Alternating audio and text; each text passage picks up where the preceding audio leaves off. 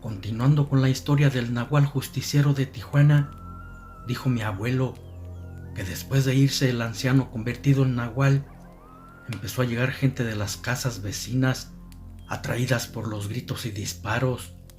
Llegaron, al ver los restos de los hombres y a nosotros temblando de miedo, le preguntaron a su mamá qué había sucedido. Ella les dijo que una jauría de lobos los habían devorado y ellos se salvaron porque estaban encerrados. Entre la sangre vieron huellas de un enorme animal que salían hacia la llanura. Entonces tuvieron que creer lo que mi madre decía.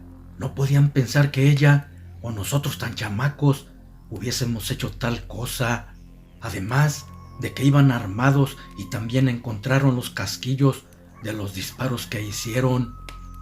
Luego se fueron, llevándose los restos que el nahual había dejado. Por allá los enterrarían en el cerro. Eso marcó nuestras vidas durante mucho tiempo. No es fácil digerir a tan poca edad tan brutales escenas vividas. Desde ese día se incrementaron los rumores sobre avistamientos del nahual en las orillas de Tijuana, pero no hacía daño a las personas.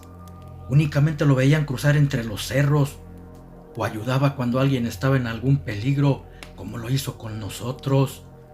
Por eso se creía que tenía su guarida en las montañas.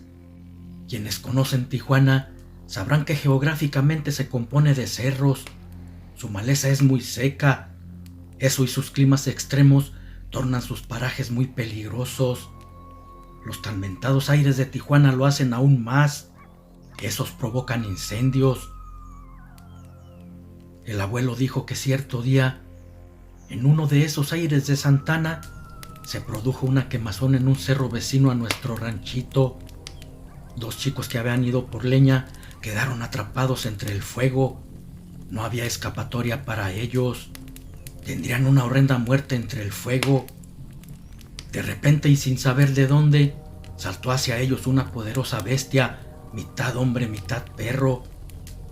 Dijeron los muchachos que al verlo sintieron más miedo, puesto que pensaron que si no morían quemados, lo harían devorados por aquel descomunal animal. Aquella bestia saltó hacia ellos, quienes al verlo gritaron aterrorizados sintiendo su fin. Sin embargo, contrario a lo que pensaban, tomó a cada uno con sus garras y saltando entre el fuego, los llevó a un lugar seguro, salvándolos de morir. Luego soltó un aullido y se alejó deslizándose entre el humo ocasionado por el fuego. Los padres de los muchachos, preocupados, estaban buscándolos. Imaginaban que el fuego los había consumido, puesto que todo el cerro estaba incendiado. Pero al verlos aparecer por entre la humareda, se pusieron felices. No obstante, su asombro no tuvo límites cuando les contaron quiénes los había salvado. Describieron al ser con facciones de hombre y lobo, de grandes extremidades en sus garras y mandíbulas, con una impresionante estatura que brincaba con mucha facilidad los incendiados arbustos, hasta que los puso a salvo lejos de la quemazón. El nahual justiciero de Tijuana ya se estaba haciendo famoso. Algunos rancheros empezaron a dejarle algunos de sus animales muertos en el cerro para que se lo comiera en agradecimiento por su ayuda. Incluso los maleantes dejaron de asaltar por miedo a ser cazados por el nahual.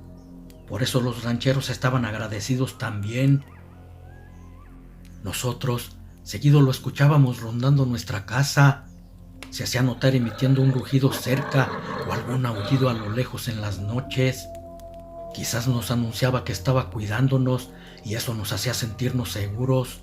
Nadie se atrevería a invadir nuestro ranchito rondando tal bestia. Cierto día lo escuchamos gruñir afuera, frente a nuestra puerta. Mi madre ya no le tenía miedo. Abrió la puerta y lo vimos parado convertido en animal. Parecía tener hambre. Mi mamá salió y fue al gallinero. Escogió una de las gallinas más gordas, la mató y se la dio al nahual. Este la tomó en sus garras, diciendo que aún estaba en deuda con nosotros. Después lo vimos perderse. Quería devorarla en el cerro donde nadie lo viera. Ya no robaba animales, se alimentaba de lo que cazaba y lo que le daban los rancheros. Transcurrieron los meses y durante un tiempo estuvo en calma las rancherías. Ni los aullidos del nahual se escuchaban. Hasta en una ocasión que fuimos por granos a Tecate. Para nuestra mala fortuna, de regreso se pinchó una llanta de la camioneta. Ya era tarde y temíamos por nosotros, debido a que esa carretera vieja se prestaba para los asaltos. Mi abuelo decía que él y su hermano ya de 15 años se apresuraron a cambiar la llanta. A punto estaban de terminar cuando llegó una camioneta con 4 fulanos armados, diciéndoles que se llevarían lo que traían, y mientras uno los amagaba con el arma, los otros 3 pasaban los costales de grano a su camioneta. Sin embargo, quien parecía el jefe veía con lujuria a mi bisabuela, y en cuanto terminaron de cargar su camioneta, el libidinoso, no conforme con el robo, quiso abusar de ella y puso a otros a que nos cuidara para que no hiciéramos ninguna pendejada. Esas fueron las palabras del ladrón. Luego empezó a romper la ropa de mamá ante nuestra mirada aterradora, mientras ella gritaba pidiendo no le hicieran daño, cosa que los malnacidos ignoraron. El abuelo del miedo pasó al coraje. Sentía ganas de lanzarse contra ese rufián y darle su merecido, pero no podía hacer nada.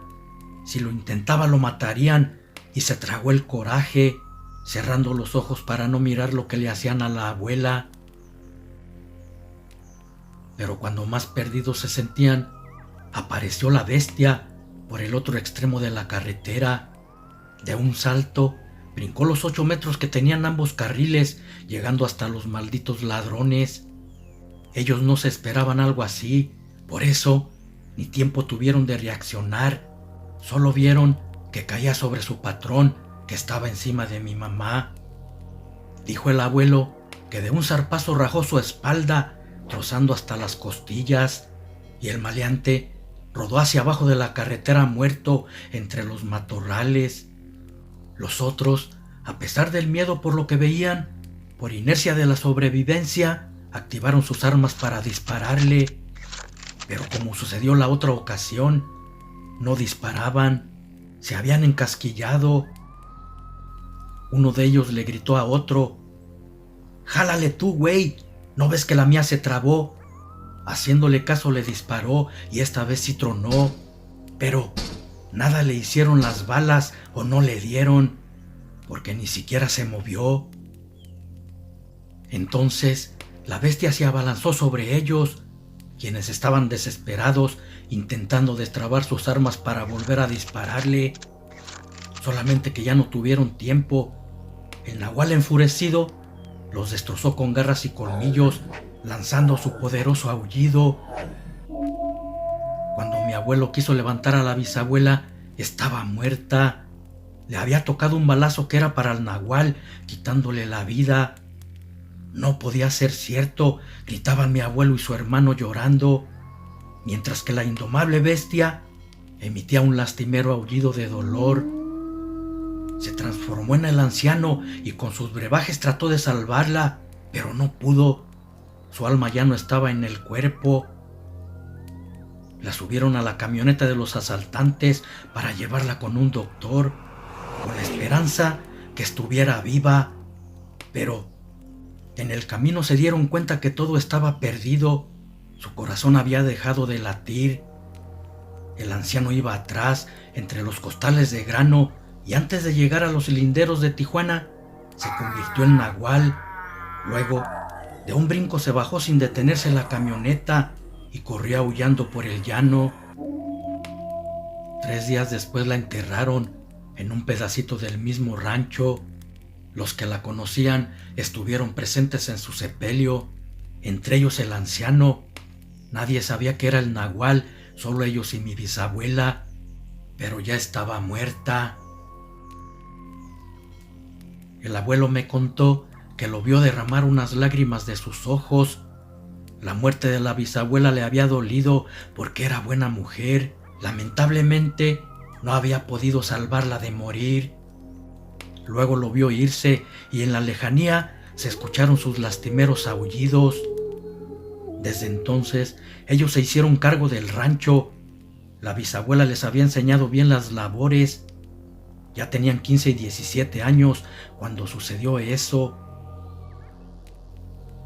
Contaba que de vez en cuando el nahual iba a visitarlos y ellos le daban una gallina en memoria de la bisabuela, hasta que un día dejó de ir y ya no supieron nada de él. Tal vez cambió de rumbos para ayudar a otras gentes.